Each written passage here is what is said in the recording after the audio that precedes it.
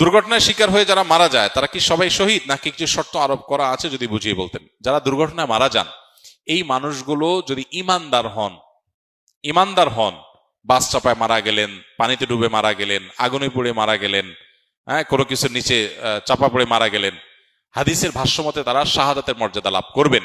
শর্ত একটাই, সে ইমানদার হতে হবে।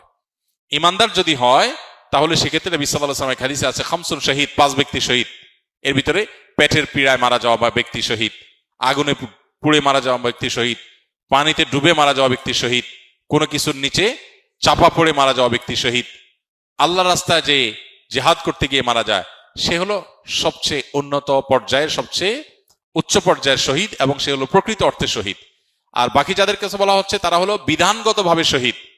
বাকি সর্ববিচারে শহীদ হলেন যিনি আল্লাহর রাহে জীবন দেন, সেই ব্যক্তি।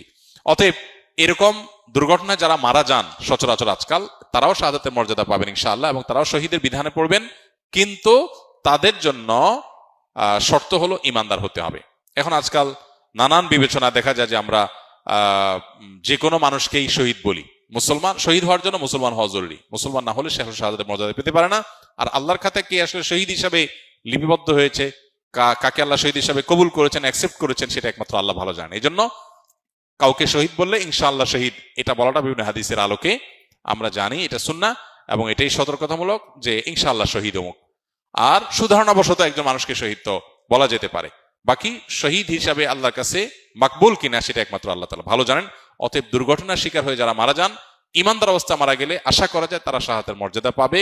আল্লাহ তাআলা আমাদের সবাইকে শাহাদাতের মৃত্যু দুনিয়া থেকে যেন নিয়ে আমাদের যাওয়ার তৌফিক হয়, সেই তৌফিক আল্লাহ সবাইকে দান করেন।